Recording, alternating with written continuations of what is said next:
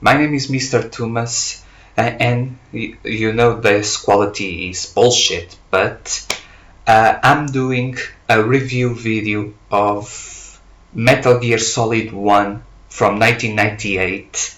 It's old, I know. This video will be a little like a podcast. I'm just going to talk about it. If you want to listen, you want to listen. If you don't, then there's all things in the world to see. I played it in 2025. And before I explore each point, I have to say this game is just a masterpiece of a game with just too many good things to talk about, but we'll get to that. This will be a long video. I will talk a lot about the game, so I hope you guys are ready. Listen this while doing some dishes, just walking around. Listen this like a podcast because I'm not going to present any images of the game because I'm lazy as fuck. I already had to write the script for this shit, so I'm tired. So yeah, that's it. This will be like a podcast. I hope you enjoy my review of the game in 2025. And let's go before Metal Gear Solid Delta, that I'm very hyped for that game. Let's go. Let's start with gameplay and mechanics. Metal Gear Solid's core loop is stealth first, observe, plan, and avoid direct confrontation whenever possible. The game rewards patience and careful reading of art patterns, turning what would have been a run-and-gun shooter in a tense puzzle where detection means mission failure or a difficult fight. That fundamental design reshaped how players engage with levels and enemies. Enemy AI is deceptively smart for its era. Guards have field of view cones, hearing ranges, and layered alert states. They don't behave like static targets, but as sentries who search, call for reinforcements, and investigate sounds. This creates emergent moments where a single mistake snowballs, which is thrilling and sometimes brutal, exactly the intended tension. The boss fights in MGS stand out as design statements, not just combat checkpoints. Each major boss forces you to rethink the tools and rules of the remainder of the game. Psycho Mantis forces you to change the hardware behavior. Sniper Wolf turns a duel into a test of patience and environmental mastery, and Metal Gear itself becomes a multi-stage set piece. These encounters are puzzles wrapped in spectacle, basically. The controls and camera are a product of constraints and invention. Fixed camera angles and tank-like movement can feel awkward today, but they also let the game stage cinematic compositions and hide enemies until the player discovers them. The control scheme asks for learning investment, but pays dividends once you internalize it, though the learning curve can be a real barrier for new players. The radar, inventory, and codex systems from a solid user interference for stealth. Radar informs you of guard positions and hearing ranges. The inventory balances limited resources that forge strategic choices, and the codec provides exposition and practical advice. Together they scaffold gameplay decisions without holding your hand. That is a design that respects the player's problem-solving ability. The stealth tools and gadgets are clearly integrated. Cardboard boxes, chaff grenades, thermal goggles, and tranquilizers are all used sparingly and creatively. The toolbox isn't huge, but the items are meaningful. Using the right tool at the right time often feels like an elegant solution rather than a brute force option. Level and encounter design emphasize vertically and planning. Areas are interconnected with multiple routes, vents, and blind spots that reward exploration and creative approaches. The game encourages learning maps and practicing approaches rather than brute forcing through combat, which strengthens the stealth identity. The pacing and tension balance is largely successful. Quiet infiltration sections are punctuated by frantic alerts and boss set pieces, creating peaks and though that and keep the player emotionally engaged. Occasionally the pace stalls during long codec exchanges, but those slower beats also deepen the story in ways rare for games of the time. The replayability is high because of variable approaches and hidden content. The multiple endings, unlockable items, and player curiosity drive repeat runs. Once you know the levels, new strategies and challenges like the speed runs and the no alert runs present themselves, preserving longevity beyond the main playthrough. And finally, while some mechanics age awkwardly, the underlying system's elegance is just timeless. The stealth first philosophy, meaningful tools, and memorable bosses form a coherent mechanical identity that still teaches designers how to make tension feel mechanical and meaningful. So in the end, the gameplay, for me, the gameplay mechanics are amazing. Even they can even be considered a masterpiece. Let's go to the story and narrative. Metal Gear Solid tells a spy thriller with operatic scale and surprisingly intimate beats. The plot mixes political paranoia, biogenetics, and military deception, weaving global stakes with very personal character arcs. This complexity elevates it above most contemporaries and makes the narrative feel as important as the gameplay. Themes of war, identity, and the human cost of weaponized technology are threaded throughout the story. The game doesn't just report on an incident, it interrogates why conflicts repeat, how ideology mutates, and what it means to be a soldier with agency.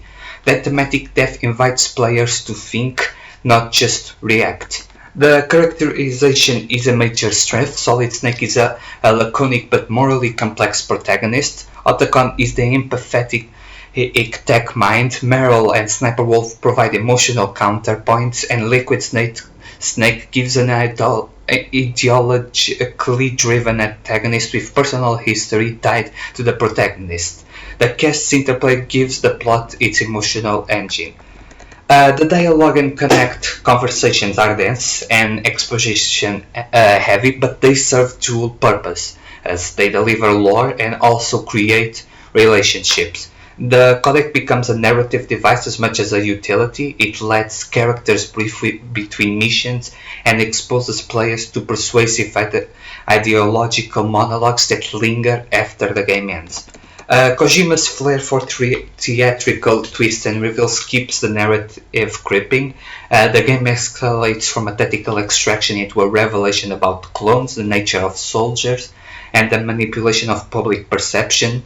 These revelations are based to reward attention and to retroactively reframe earlier events. The emotional moments land because they're earned. Scenes like Sniper Wolf's death or Otacon's vulnerability are written and performed in ways that make players care about outcomes beyond the mission log. The game knows how to make loss feel consequential rather than punitive. The narrative also takes risks with metatextual devices that blur fiction and player agency. The game treats the protagonist as a public figure while also implicating the player in certain acts. That indirect moral pressure adds weight to choices and endings, making the experience uncanny and reflective. The world building is impressively layered for a console title of the era. Files, codec chests, environmental clues reveal factions, motivations, and a history that suggests a world beyond the immediate mission. It's a dense tapestry that invites curiosity and rewards collectors of lore. The pacing wise, some players will find the dialogue heavy sequences long, but those same sequences are where the game builds its intellectual heft. The trade-off is deliberate, narrative density over breathless action, which suits the spy thriller tone the game aspires to. Ultimately, MG's story stands as a milestone because it treated plot, theme, and character with cinematic ambition and emotional sincerity. It proved video games could host sprawling, philosophically inclined narratives without surrendering interactivity. Overall, for me, it's a 10 out of 10 in terms of story. It's a masterpiece. It's perfect. The presentation and atmosphere. On the PlayStation 1, Metal Gear Solid achieved a cinematic aesthetic that few console games dared. The art direction balances gritty military realism with stylized character designs, producing environments and faces that read clearly despite low polygon counts. The result is immersive and emotionally legible. The voice acting is cornerstone of the game's presentation. Performances by David Hayter, Solid Snake, Cam Clark as Liquid, and others bring personality and affos to lines that could have felt wooden or less on less committed actors. Voice work transforms the script's heavy expository moments into lived interactions. The sound design is deliberately functional and evocative. Alert beeps, guard calls, the iconic sound of discovery are crisp that trigger genuine spike of adrenaline. Ambient noises, distant footsteps, of machinery contribute to the sense that each area is lived in and dangerous. The music supports the tension without overwhelming it. The score underscores stealth with hauntings and pulses during combat or boss fights, highlighting the suspense. Tracks are used sparingly and with intent, ensuring music accentuates stakes rather than covering them up. The cutscenes and camera framing are theatrical and intentional. The fixed camera approach allows the game to stage sequences like a director composing a scene, creating memorable silhouettes and dramatic reveals. Those cinematic choices often outweigh technical limitations by delivering impactful imagery. The environmental details and level tracing foster atmosphere. Dignity corridors, cold steel and claustrophobic interiors convey a top-secret base under siege. The lightning cues and shadowed corners are used effectively to encourage stealth and to create visual mood even within the PS1's graphical constraints.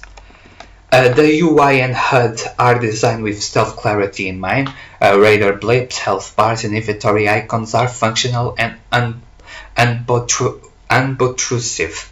The codec interface doubles as a narrative device, presented as an in-world communication tool rather than a menu system, which helps maintain immersion. The texture and model aging is inevitable. Character faces and background geometry show their age today. However, the stylized art and strong composition mean many scenes still read dramatically and retain visual identity despite the dated fidelity. Finally, the game's atmosphere is consistently tension first. Every mechanical and audiovisual choice is tuned to discomfort, curiosity, or dread. That relentless focus makes the experience cohesive and memorable from start to finish. Overall, for me, the presentation and atmosphere is amazing, even a masterpiece, in my humble opinion, if it matters at all. Let's go to technical and design innovations. Metal Gear Solid is a showcase of design audacity. It didn't simply have new mechanics, it rethought what a game could ask of hardware and players. The integration of cinematic storytelling, emergent gameplay, and out-of-game interaction set new expectations for interactive media. The Psycho Mantis encounter is an emblematic moment of innovation. By reading saved data and encouraging hardware manipulation, the game collapsed the boundary between the console and the game world. That kind of playfulness with play and environment was revolutionary and remains one of the most discussed boss designs in game history. Using the controller port, memory card references, and other platform quirks as design inputs was bold. These choices turned technical limitations into gameplay affordableness, making the console itself part of the puzzle and crafting moments few other games could replicate at the time. The codec system is an elegant UI innovation that also functions as storytelling scaffolding by using radio conversations to deliver exposition, guidance, and character interactions asynchronously.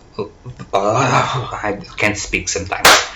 As chronology, Kojima allowed the players to remain engaged without interrupting stealth flow, as being a smart solution to heavy narrative needs.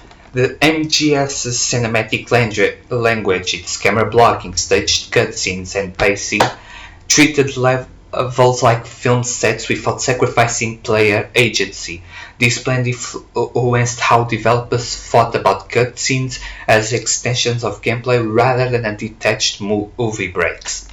Bosses that require meta solutions, not just better aim or health, push designers to think beyond stats, whether forcing players to change a controller inputs or to exploit environment cues. These encounters are lessons in designing bosses that test rules as much as reflexes. Technical ambition extended to scripted sequences and set pieces that felt handcrafted. The Metal Gear battle, the elevator conversations, and infiltration sequence are choreographed with an attention to rhythm and scale that few console games had attempted up to that point. The game's approach to player information, what the radar shows, how sound informs guards, and how items change your options, laid groundwork for later stealth and action designers. It demonstrated that systems clarity and mystery can coexist and produce emergent gameplay. Lastly, the willingness to make the player uncomfortable, to toy with expectations, and to embed narrative in mechanics foreshadowed an entire design lineage. MGS didn't just innovate features, it taught the designers how to align technical tricks with thematic purpose. Overall, from me, the technical and design innovations are just 10 out of 10. It's a masterpiece. It's just whoa. Of the impact and legacy. Metal Gear Solid's influence is wide and deep. It made stealth a commercially and critically viable pillar of AAA design. Titles that followed borrowed its lessons in pacing, enemy sensing, and the value of avoidance over confrontation. The stealth genre's credibility owes a lot to MGS's success. The game elevated narrative ambition in the industry, proving a console title could sustain long-form storytelling with philosophical themes. Then emboldened other creators to pursue grand narratives and complex characters instead of relying solely on spectacle or arcade loops. Hideo Kojima's auteur status solidified with MGS. The game's distinctive voice, blending cinema, satire, and meta-commentary, made Kojima as a creator who would push boundaries. His later projects would ride the reputation MGS built, opening interesting conversations about authorship in game development. Control impact extended beyond mechanics and storytelling. Lines, scenes, and moments from MGS-centered gamer lexicon, the alert sounds, the psychometric glove, and the cardboard box becoming shorthand references that appear in later media paradise and homages. The game's success also affected the business decisions. Publishers saw that a narrative-driven cinematic game could sell well on console, which influenced investment in marketing strategies for story-rich titles. MGS helped shift publisher risk tolerance for narrative complexity. The title's preservation and porting history, the GameCube release, later collections, and digital re-releases, reflect how the industry treats canonical works. Keeping MGS accessible to new players has reinforced its role as a staple in gaming education and history. The critical reception both at release and in retrospectiveness has been reverent, often listing MGS among the greatest games ever made. That consistent acclaim bolsters scholarly and fan conversation about the medium's potential and encourages analysis of games as cultural texts. Modders, speedrunners, and community creators continue to engage with MGS, producing fan content analysis and challenges that keep the game culturally relevant. This active community life is a sign of enduring design vitality. For example, this video that I'm making, I believe this video shows that despite the game being old as shit, it's still one of the greatest games ever made in an industry. So in the end, in sum, Metal Gear Solid left an incredible mark on design, narrative ambition, and gaming culture in the game. Its lessons continue to be fought, cited, and emulated across the industry. And legacy the game has for me is a 10 of 10. It's a masterpiece. Last but not least, we have to talk about the criticism and limitations of the game. No masterpiece obviously is without flaws, and MGSs are mostly rooted in its era. The control model and fixed camera angles can be awkward for contemporary players. Movement can feel sluggish and imprecise, which sometimes makes tense stealth sections more frustrating than immersive. Camera limitations occasionally cause unfair moments of blind detection or confusion about what's happening off screen. These cinematic angles were chosen for drama, but they can conflict with player clarity, especially in fast-paced confrontations or tight corridors. Lengthy codec conversations are both a strength and a liability. While they deepen character and lore, their volume and pacing can stall momentum. Players seeking continuous action may find these expository intermissions interruptive rather than enriching. The backtracking and some mission structure choices led to repetitive traversal.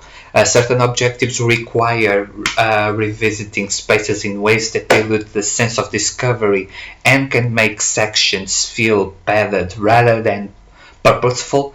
It's an issue of pacing and economy.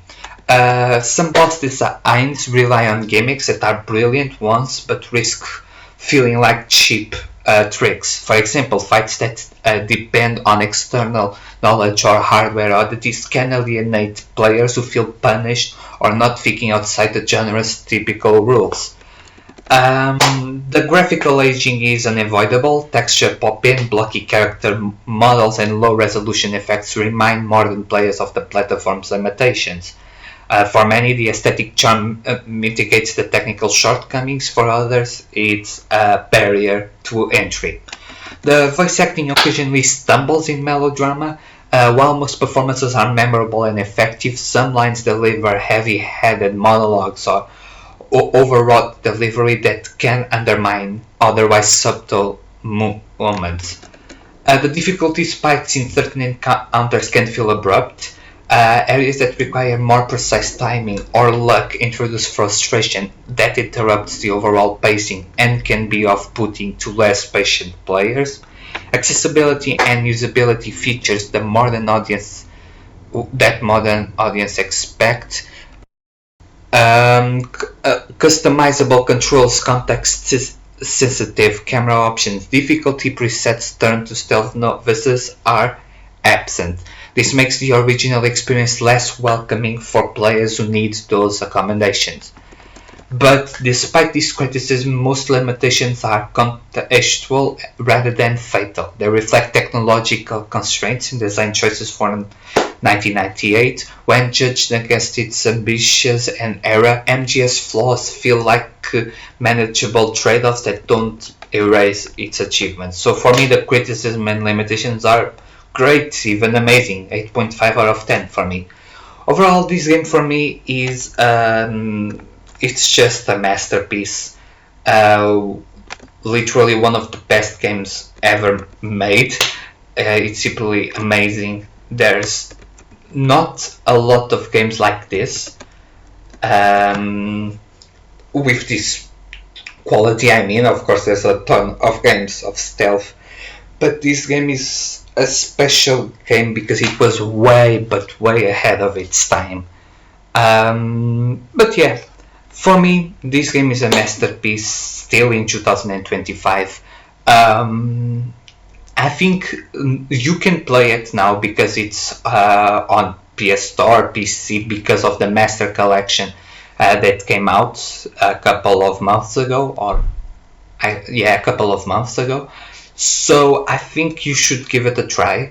Eventually I will do a review of Metal Gear Solid 2 also, but you'll have to wait a little. because now I'm working on my review for Sword of the Sea that came out yesterday. So I'm working on that review. My channel will be basically just this now. It will be the news that I do in short videos that probably a couple of you saw. For old people who viewed my videos, you noticed. Eu aqui posso falar português. Excuse me for American English people. I'm going to talk with my Portuguese subscribers and viewers. So wait a minute. Para as pessoas que viram os meus vídeos anteriores, porque é que eu estou para mais inglês? Porque eu quero tornar os meus vídeos mais internacionais. Eu sinto que o meu conteúdo em Portugal não é algo que é muito apreciado, mas é mais apreciado mais para fora, por isso eu decidi. Eu sou bom em inglês, como espero ter demonstrado neste vídeo, e eu quero espalhar a minha palavra em inglês, para ser mais acessível. Por isso, eu espero que não seja difícil para vocês. Se for, lamento, mas é a escolha de design que eu escolhi. Pequena frase. But well, back to Americans, English, whatever. That was my review. I hope you enjoyed it. It was not easy to make because I had to play the game, I had to write this review, I had to think the scores I had to give to this game. I had to write the script, that was not easy, because how you must have understand that I'm Portuguese, so I had to write this in English to make it for this video. So yeah, I hope you enjoyed this video. I put a lot of work in it, not the type of work big YouTubers do, because it has a lot of editing and all of that. I'm just lazy. I felt already very tired for playing the game, reviewing the game, writing a script of the game. It made me feel tired, so I thought, nah, I'm just going to record this and publish it like a podcast. I hope my videos, not the short videos, my videos, I hope there will be seen as more of podcasts than actual videos with editing and special effects and all of that, because I'm lazy. I'm sorry, but I'm a very lazy man, and I have a shitty PC. You can see by this camera, I'm filming with the camera of my PC, and it's shit, so I can't do much. If I put this video on any type of site to edit the video, my PC will have blue screen. It's stupid, I know, but I'm poor. I can't do much. So it will be like this at least for a couple of weeks, months. I'm trying to get a new PC that's good, but it's complicated because, like, once again, say with me, I'm poor. But that's it. I hope you enjoyed the video nonetheless. I hope that people who haven't played Metal Gear, maybe this video has brought that nostalgia, or maybe for people who never played the game, can see it for themselves. But that's it. I hope you enjoyed, guys. Leave a like for the work, or not, you're free of choice. Subscribe. I always publish things in my channel. Yesterday I didn't publish much, mostly it was the Gamescom, so it was complicated to do that. But yeah, I hope you enjoyed the video. Ciao. Peace. Whatever.